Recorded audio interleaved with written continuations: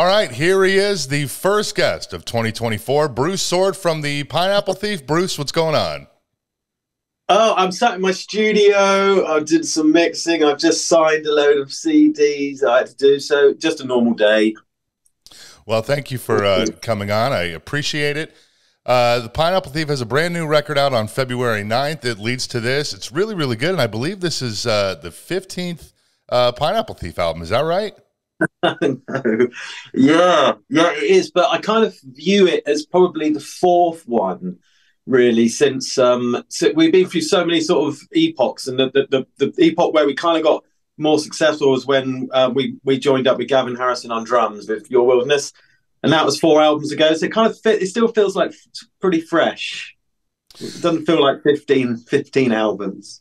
It's interesting that you feel like this is maybe the fourth because, you know, 11 records is a lot to feel, you know, and then you have kind of a rebirth. It's interesting. And it kind of sort of came, which I want to get into all that later, but the rebirth of the band sort of came, I don't know if you'd say late in the career, but certainly quite a while after the band was formed in '99. Yeah, it's weird because I've come across so many people in the music business who've done it the other way around. We kind of done it from the opposite way. Like so many other people sort of start with a big success. You know, they just that's how it kind of used to work in the '90s. Sure. And then it kind of a bit of a gradual sort of, you know, never quite matched that massive hit first record. Whereas we kind of done just the complete opposite. And I can honestly say that like 20 years, no, it's 25 years later, we are actually still on an upward curve, which is incredible. You know, I feel really privileged, but it does mean you start from a low base, you see, so that does help. Well, yeah, I mean, it's really the Pineapple Thief really has a very organic fan base in the way that it was grown, and there's obviously, you know, it's not really a radio type of band, so you know, no radio support or anything like that. It's all been very organic and word of mouth, I would imagine. Yeah, I mean, even exactly just like things like this. I mean, even though obviously the internet's completely different to how it was when I started, back in 1999, there was still the equivalent sort of enthusiasts who were sort of doing these small magazines. There were some bigger ones, but especially as a progressive rock artist, there was no mainstream sort of printed press that you could get in. So it was really, really hard.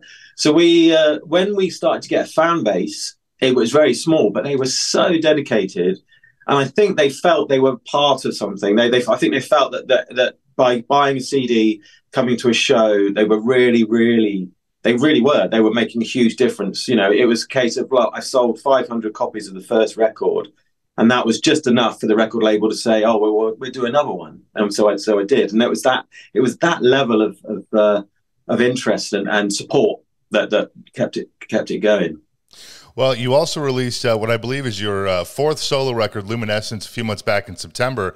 And being, you know, essentially the main songwriter of the Pineapple Thief, obviously the solo stuff has a little bit of a different vibe. But is there ever any debate, even just within yourself, as to whether whatever it is you're writing, you're going to, you know, it could turn into something for the Pineapple Thief, or do I use this for the next solo record? Yeah, it is a bit of a weird juggling act. I've got this solo head that once I've screwed it on, it kind of has to stay on for like a couple of months. Yeah, it's not something I can just sort of keep swapping around. It's just too difficult.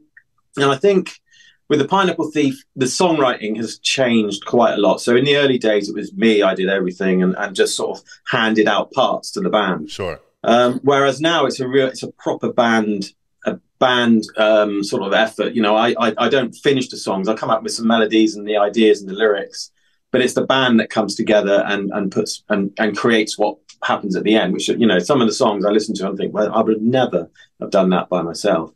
So, but whereas the solo, yeah, it is just me. It's a bit like me in the early days of the Pineapple Thief, where I would just stick myself in the studio, and that would be it, alone, and sort of create records. So it's very different. Well, what's interesting about Luminescence and kind of funny is that you had the record finished, you put it on a CD, you played it in the car for your family, and one of your sons, he goes, Dad, I think this would be way better with some strings.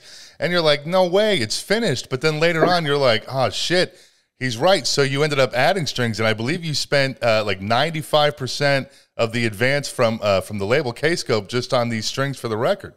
I did. Yeah, I could kill him. I could kill him because I deliberately wanted to make this quite an exposed and minimalist sort of instrumentally wise. But I think probably it was a little bit too minimalist, and that was why he said, you know, it really could do with strings. And I kind of thought, well, if I'm going to do it, you've got to do it right. And unfortunately, strings are expensive. But yeah, I got this string arranger who worked with Pineapple Thief a few years back, a guy called Andrew Skeet, who's the keyboard player with Divine Comedy. And he's the most amazing string arranger. So I gave him the songs, and he loved it, and created these string arrangements, and just got some of the best players you can get in London. And that's why most of the advance went. But it was an amazing feeling. I think it's not the first time I've had a string, you know, attended a string section, but it's quite overwhelming when you see these people playing these parts on your songs. Well, so obviously that, you know, that record kind of evolved because of your son, and then I know that I think your previous solo record, All This Will Be Yours, was inspired by, you know, you were spending so much time with your newborn baby at the time. So it sounds like a lot of your solo stuff is influenced by your kids. And you know, some years back, and I don't mean to be insensitive, but you know, your first child tragically passed away, 5 days old. When an unthinkable tragedy such as that happens, do you have to sort of take a break from writing music, or do you just kind of, you know, does it inspire you to maybe just kind of lock yourself in the studio and just write more music to get through it? That's a good question. I think it's a bit of both. It's really difficult when something really, you know, really tragic, you know, really immense like that happens. You kind of feel, if you go away and think, oh, I'm going to write a song about it, it doesn't kind of feel right, you know. So it's very difficult to sometimes to, but at the same time, the flip side of that coin is that going into the arts, going into trying to write lyrics and music is a way that you can try and understand what's going on, you know, trying to make sense, you know, trying to make sense of grief is one of the really big things, you know, that we all have to face up to. And I think music is such a brilliant way to sort of to help deal with that, to help sort of try and understand it. You know, this sense of loss and grief, you know, it's terrible. There's no answer to it. But I think that music can give comfort. Well, I would imagine, you know, that's, I mean, I think most people would agree that's probably one of the worst things that could ever happen to somebody. But I'm sure the feelings of that probably still influence. So I don't know how long ago that was, but I'm sure that still sort of influences, comes out in some of your writing to this day, I'm sure. It does. Funny enough, there's a line in the new record. There's a track called To Forget, and there's a lyric in there, because me and my wife, we have very different ways of sort of dealing with grief. And my wife likes to face up to it. She likes to talk about it, and what she wants it to be there in her life all the time. Whereas I'm kind of one of these people who finds it difficult, you know, to think about it. And so there's this line. So we have these conversations with her, and there's this line in there which says, "Remembering is not easy, but to forget is impossible." And when I saw that, I was actually a quote when I read it. I thought, no, that just sums it up completely. You know, the kind of how, you know, well, you know, just dealing with those kind of tragic moments in your life, which unfortunately everybody is probably going to have to come across that moment at some point. So sure. It's a universal thing.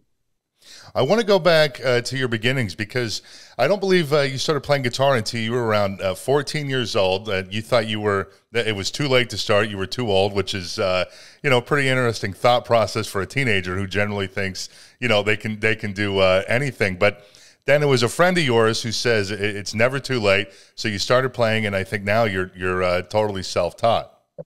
Yeah, it's funny. I was 14, but the thing is, I guess, because life just feels so, you know, every day feels so long when you're young. And I remember all my friends, they'd already been playing instruments since they were like 6, you know, they were already grade 8 at the piano. And so I just thought, well, it's too late.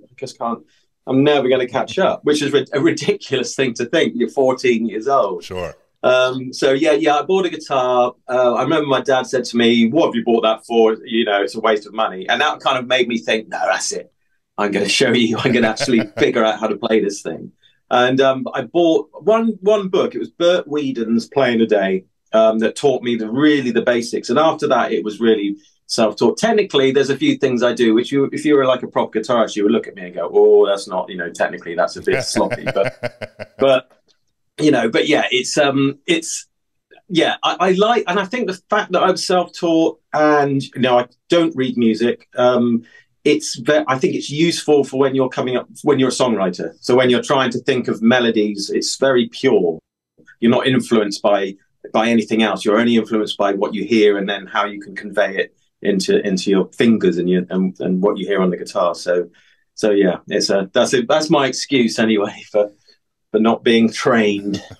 Well, in your household growing up, it was not a very musical household, right? Nobody in your family played music or anything like that. No, I think that was the thing. I came at it completely. I was so naive when I came into music, and it was a long learning curve. But I think because I came from nowhere into this world of music, all of a sudden I had some friends whose families where they were all really deep into music. It was such a magical world. It's like being dumped into this magic, that you hadn't experienced before. So I think that was one of the reasons why I just became so obsessed with it. And why I'm still like 51 now, still obsessed with it now. The friend that sort of, pushed you to play, is that the same guy that you started Vulgar Unicorn with, or was that somebody else? No, it wasn't. We did play with him in the early days with Vulgar Unicorn. No, my old friend. I mean, it's my old friend Neil Randall in Vulgar Unicorn. He was the real, creative force. He was a bit of a genius, to be honest, but he kind of couldn't keep his mind on one thing at a time. But he obviously he was a massive impact in my life. But there was a guy called Richard Hunt who played violin and piano. And he played in the early Vulgar Unicorn demos, and it was him who I always remember telling me it was never too late to start. It's kind of interesting how Vulgar Unicorn was able to establish a fan base, because I believe when the band first went in the studio and recorded, I think it was just like 3 songs, and then you end up making 50 cassettes, and somehow Cyclops Records gets a hold of one of the cassettes. Which obviously Cyclops was going to be Vulgar Unicorn's label, and then Pineapple Thief's label before switching to K-Scope. But how did Cyclops originally get a hold of one of the Vulgar Unicorn cassettes? Was that something you submitted to them, or did it just kind of happen out of luck? No, it's funny when you look back on it, all these little events that happened, and if now to come to think of it, if they didn't happen, I wouldn't be sat here talking to you now, because this was in the days before CD burners and cheap CDs. So small bands, cassettes were still the main thing. Sure. Yeah, so I remember we made a box of 50 cassettes, and I saw them all. I thought, wow, look at all those! It's our music, and there's so many of them. It just felt so exciting. And I can't remember how they got sent away, but there was one guy was a guy called Dave Robinson, who went on to make a label called F2, I think.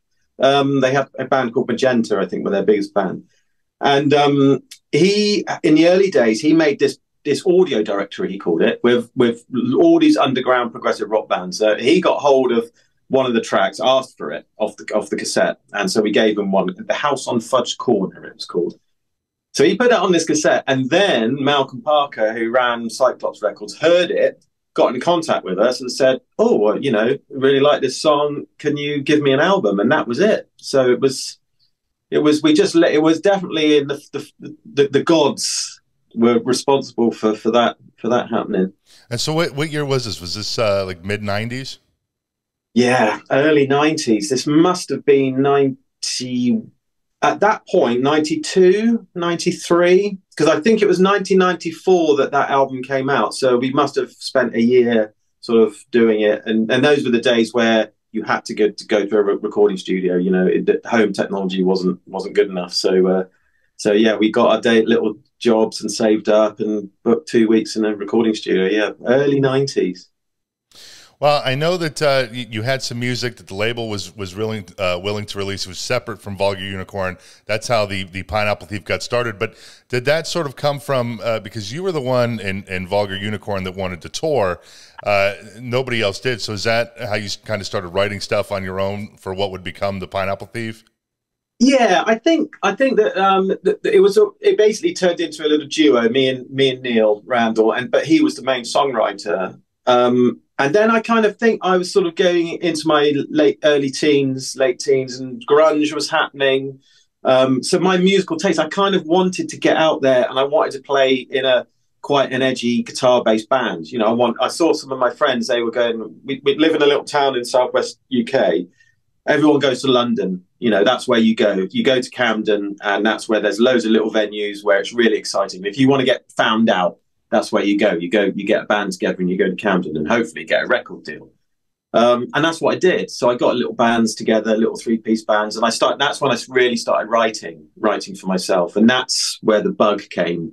And then I started sort of writing more and more, and kind of realized that I enjoyed it. I enjoyed coming up with melodies more than just hooks. That's when I got really excited by that kind of thing.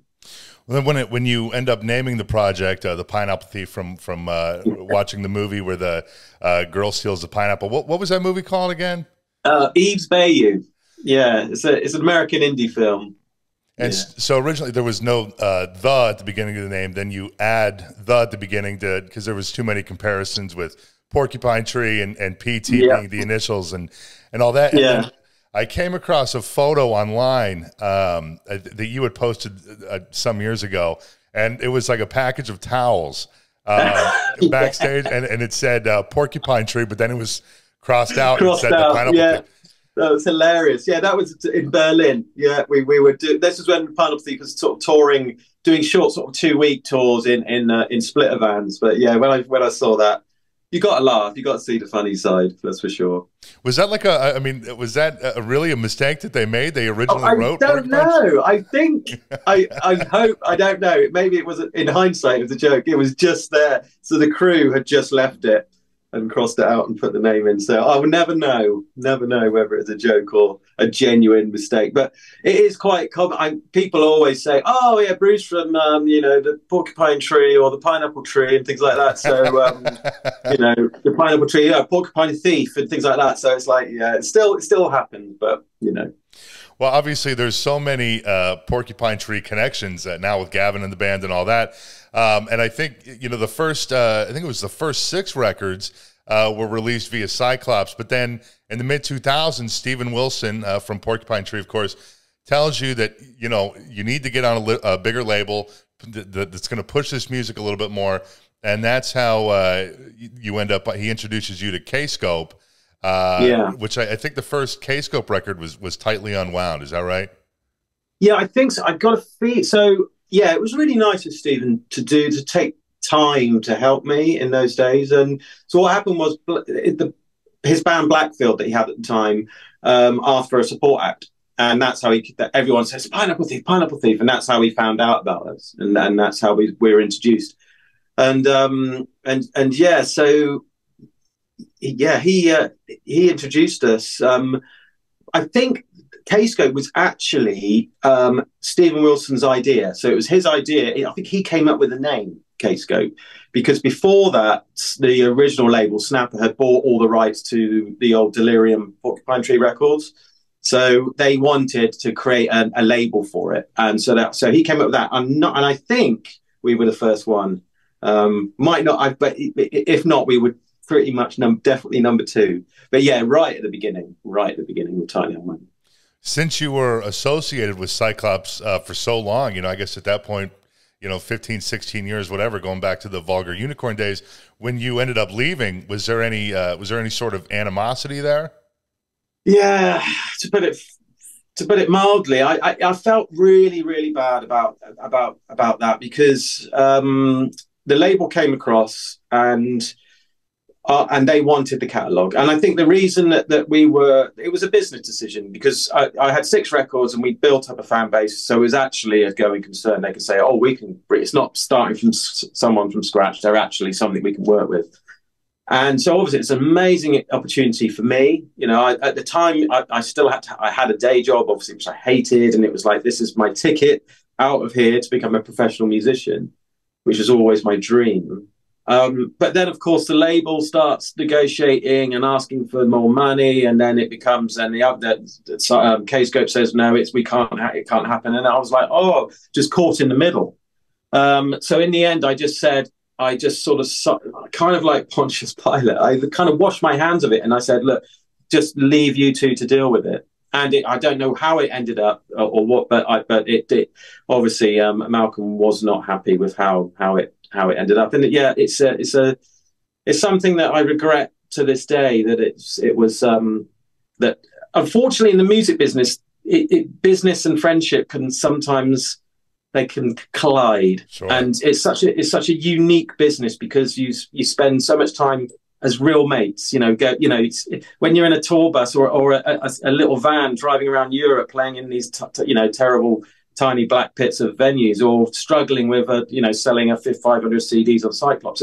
That is a real camaraderie. But then when it comes to having to make horrible business decisions, such as maybe if you need to change personnel in the band, even, it's horrible. It's really horrible, and it's one of the worst things about it. Lots of regrets in my head about that.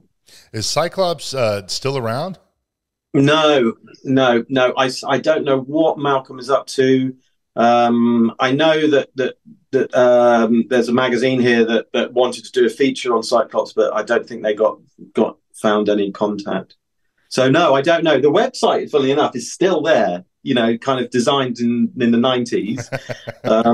But it's I don't know. It'd be interesting if anyone knows what he's up to. Well, it'd be nice to know. Does it make you feel worse that maybe they had to shut down because the Pineapple Thief left? Yeah, even worse. Yeah, it does. Yeah, it does. Yeah, I do feel bad. I mean, it's difficult because I had to make a selfish decision for my career. It was a selfish decision to make. But I think if I'd let it, I was at the position where the whole deal would have fallen through. And I remember at the time, the other main label at the time was Inside Out, and they'd already passed. So it was like, well, this is the one shot that we've got. Like you said earlier, the band basically, started out as a solo project, and a few years later, you add guys to the band so that you can take it out on the road. But even when you brought other guys into the band, you were still you did all of the songwriting and everything up until I think you said it was All the Wars in 2012 is when everybody else kind of started contributing to the band. Is that right? Well, that's the first time we recorded as a band. So to be honest, before that, all the records were I played everything, and I kind of just put credits on to, because I didn't want people to think, oh, everything's done by me in the studio. I wanted it to look like there was a band, so I made out that other people were playing. But All the Wars was the first time I thought, no, this is a band. We're touring together. We're a close bunch of people.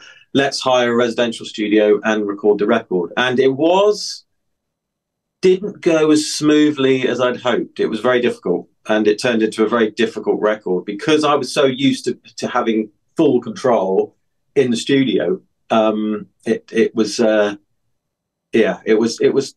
hard. Well, I would imagine it's got to be tough, sort of, because I know you've said before that back in those days you were a little bit of a control freak, and handing over the creative reins, so to speak, even if it's just a little bit. Yeah, it's got to be tough, especially in a project that you've been, basically running all by yourself for, at that point, 15 years or whatever it was. Yeah, I think that was the thing that I underestimated. I underestimated how difficult it would be. I thought, no, this is going to be great. I'd empower them all. They'd all feel like they're invested in the band a lot more. But then when things didn't go as well as I'd hoped, then I kind of felt that actually nobody else really feels the same way about the band that I do. I expected everybody to be as intensely, connected and ambitious about the music, and, to obsess about it to the point where I would, when I was working, my family life would suffer because I would be so obsessed with getting the music right. And of course, the rest of the guys weren't like that. And I didn't understand it. And it would make me angry because I said, come on, I'm doing this. Why aren't you doing it? in hindsight, it was ridiculous, you know, that I should feel that way. So yeah, it was difficult. Before Gavin Harrison joined, there was a couple of drummer switch ups. The original drummer, I believe his name was Keith Harrison. He leaves the band in 2013. Dan Osborne comes in for a bit, does Magnolia in 2014 before Gavin comes in, which I want to get to. But why the reason for the drummer change-ups? Yeah, so I mean, Keith, after all the wars, Keith left just for personal reasons. It was really a case of being able to commit. It's really difficult. It's a real chicken and egg thing with a band when you're at this level, which is like you're a level where you've got a lot of interest and you're quite busy, but you're not making any money in order to be full time. So everybody's having to juggle family lives and job lives. You're trying to tour. You're taking people away from their family. It's really, really hard. So in the end, Keith just couldn't do it. And then we met a guy called Dan Osborne, who was brilliant. You know, he was a brilliant drummer, very much an old school rock drummer, you know, proper, you know. And we did Magnolia, which I was really proud of it. And it didn't do as well as we'd hoped. And then Dan sort of said, right, well, actually, I need to move on, you know, to other things. So we were like thinking, oh, this has been quite a tumultuous couple of years. What should we do? And I remember saying to John, this is my best mate and bass player, I said, well, I think this is probably it. This is probably it for the band. Let's just do one more record and get a session guy. I had no idea who to get. And it was K-Scope that said, oh, phone Gavin. And I said, what, you mean Gavin Harrison from Porcupine Tree? Are you crazy? So yeah, it was in hindsight, looking back on it, it's amazing that we got through it. And so I think the first time I sent the demo to Gavin, that was a key moment. Well, and yeah, obviously, I mean, Your Wilderness is, I would have to imagine, probably the band's biggest record. Yeah. You know, and given all of the, you know, Porcupine Tree connections over the years and things like that, is it a little frustrating to you that you know, he comes in and then suddenly now it's this thing where, you know, you can support your families and really pay the bills solely off the band? Or, you know, in a way, are you, I mean, obviously I would imagine you're thankful, but is it a little bit frustrating that even after all these years now, I guess in a way you sort of not owe your success to Porcupine Tree, but you know, there's that connection is a big part in where the band is at today? Yeah, it's a good question. I think that what Porcupine Tree did was really, really important because they when In Absentia came out, they had a big record deal, but they were touring the USA, playing to like 50, 100, 200 people. You know, they were really starting from practically nothing, and they toured and they toured and they toured. They blew a lot of money doing it. But eventually they did it. They got their success. And with that, you know, there was a lot of other bands afterwards that had that audience was that now realized that there were bands like Porcupine Tree doing this kind of modern, interesting sort of progressive rock. And there were other bands doing it that they could seek out. So that definitely helped, you know. And and I must confess, that's why I said to K-Scope when they mentioned, oh, what about Gavin? And I said, but you know, all my life it's been the PT, TPT, Porcupine Tree thing. Are you sure? And I thought, well, sod it. You know, it's that or nothing. And then I realized, you know, when he sent through the drums for In Exile, which I think is still our biggest song, it's by far the biggest streamed song on streaming services. You know, I just realized, wow, you know, this sounds great. It just sounds perfect. You know, it's almost like, well, if you've got a drummer like this that is going to play with you, you're going to use it. Just use it. And, you know, and there's always going to be people, you know, these comments about, oh, yeah, Gavin Harrison, it's all Gavin Harrison. But you still need the songs. You still have to, you can't, you know, he can't just come and drum on any old stuff and be successful. You've got to have the band and you've got to have the songs. But no, I don't have no regrets, none at all. Well, I think you've said before that some of these promoters, now they want to advertise your shows as the Pineapple Thief featuring Gavin Harrison, right? Yeah. I think this tour we're doing now is the first one where we haven't had to do it. And we said, look, come on, this is like second, third record with Gavin. he's joined the band. We've let everybody know. Why do we have to keep saying this? And then we realise that when we don't say it, all the comments are like, "It's Gavin playing. It's Gavin in the band." And we're like, "Oh, all right, let's put featuring Gavin Harrison." Because yeah, he is a star. He's a star drummer. He's quite unusual, I think. There's not very many sort of superstar drummers in the world. Sure. And yeah, he's one of them. Well, with the new record coming out on February 9th, I saw some February and March tour dates that are already announced. But what else is next following the album's release? Well, we've got hopefully we're looking at North America later in the year, but we're just having a look at the viability, because it's just, you know, obviously expensive for a UK band to get out there. But yeah, that's what we really want to do, you know, and I know that we've got a lot of people that want us to come over, luckily. And then hopefully some more touring around Europe, festivals, all that kind of stuff. And I guess because it's been now almost like a year since I was writing, I'll probably get the bug again and pick up the guitar and start writing some more music.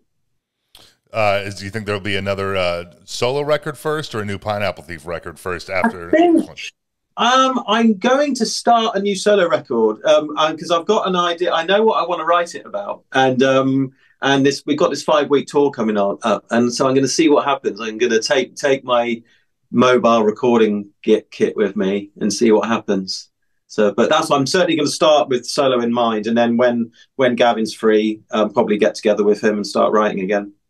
Well, one other thing I want to ask you real quick before we wrap it up. It's such a hot topic and a very divisive debate these days. But you know, there's a lot of talk now about, you know, bands using tracks, not performing live, all that kind of stuff. And you know, being in the prog world where you know, musicality is everything, really. You know, how do you feel about that? And you know, not so much, I guess, necessarily with pop stars and stuff, because it's kind of always been, you know, what it's been about. But you know, with rock bands and things like that, using tracks.